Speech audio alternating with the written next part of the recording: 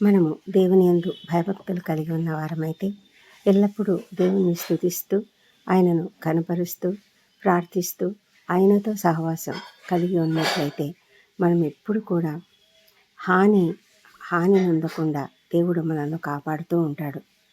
దేవుని యొక్క గొప్ప ప్రేమ కృప మనల్ని ఆవరించి మనల్ని ప్రతి హాని నుంచి కూడా కాపాడుతుంది.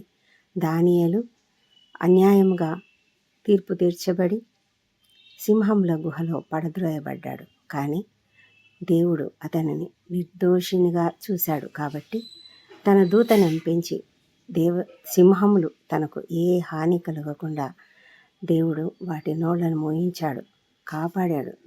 ఎంత అద్భుతం కదా!